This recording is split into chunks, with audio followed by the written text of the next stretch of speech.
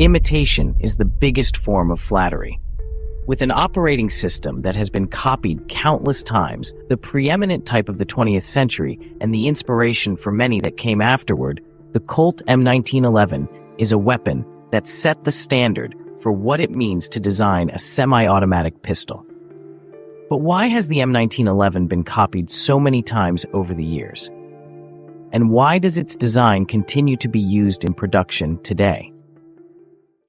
The Colt M1911 is a single-action, recoil-operated, semi-automatic pistol. The M1911 uses a 4.5 ACP cartridge for improved stopping power and effectiveness, making it a superior choice to other handguns at its time of inception.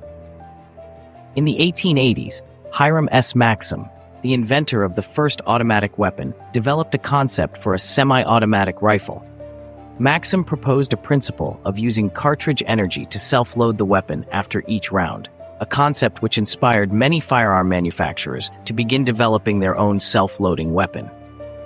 By the mid-1890s, the U.S. had already invested heavily into multiple projects and organizations aimed at developing a self-loading pistol using Maxim's design.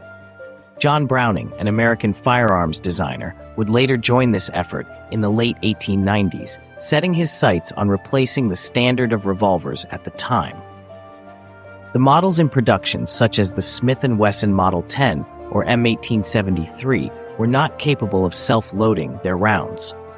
This meant that every round in a magazine would need to be rechambered manually for the gun to fire the next bullet. Another challenge faced by these weapons was their lack of stopping power. The problem for Browning was to develop a firearm that could both fire semi-automatically and provide the stopping power needed for combat. These problems came into light during the Philippine-American War, where the revolvers at the time proved to be unsuitable for intense jungle warfare. The Americans were using the then-standard Colt M1892 revolver, which they found was lacking in stopping power and firing ability. American units fighting the guerrilla forces at the time reported that their high battle morale, combined with drug usage, made their revolvers ineffective at stopping or slowing down their forces. By the end of the 1890s, the first set of testing for self-loading pistols began. The earliest versions of these semi-automatic pistols being the Mauser C96, the Mannlicher M1894, and the Colt M1900. Many of these early versions managed to solve the issue of self-loading, but failed to provide the stopping power needed for warfare. Following the results of the Philippine-American War, Colonel John T. Thompson, inventor of the Thompson machine gun, ordered that newly manufactured semi-automatic pistols should have a caliber no lower than .45.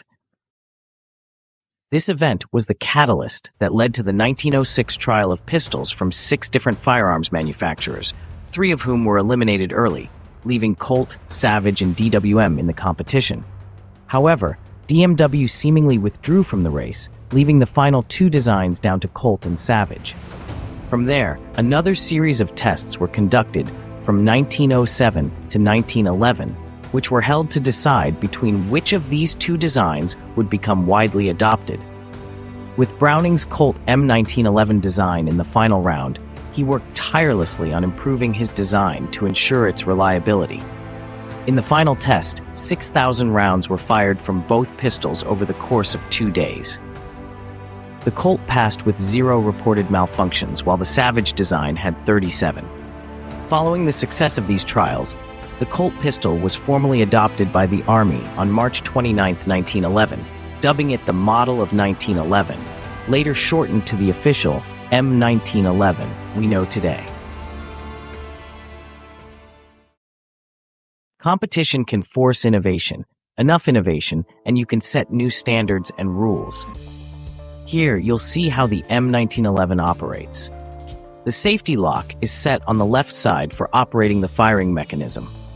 With a simple flick, the M1911 is ready to fire and can let out a succession of bullets. With a 7-round capacity, the M1911 was a major step from manually chambering rounds. As each round of the M1911 is fired, the empty shell casing springs from the opening in the top. This creates a space for the next round to be pushed up. When this round is pushed up, It triggers the barrel to reset for the next shot until it runs out of ammo.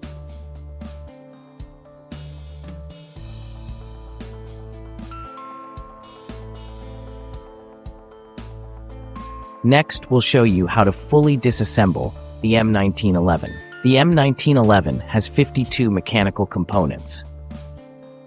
To begin a disassembly, detach the magazine from the weapon and remove the plate to reveal a spring assembly that pushes the rounds up. This is the principal maxim used when creating the design for the self-loading rifle. We'll turn to remove the recoil spring plug before cocking the hammer and detaching the slide stop. We'll then remove the slide and extract the spring guide and barrel bushing, along with the barrel link housed inside.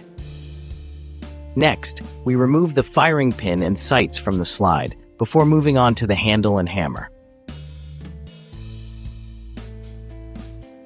Removing the left and right side panels exposes the metal frame of the handgun, allowing us to fully access the rest of the trigger and locking mechanism.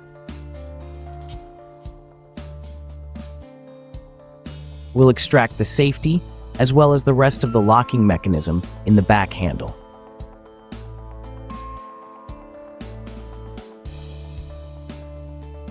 We can now access the hammer, as well as the trigger mechanism.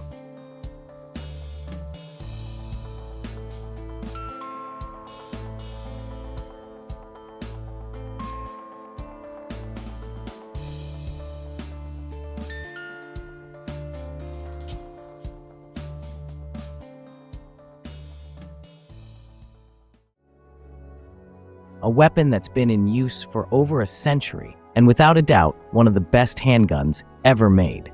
The Colt M1911 is a classic without compromise, a piece of American history that has been battle-proven and tested. The M1911 will remain a staple for the next 100 years. The M1911, bold, reliable, and unapologetic. Thanks for joining us on this history lesson. I hope you guys enjoyed. If you did, please consider leaving a like and comment so more people can see this video. Thank you.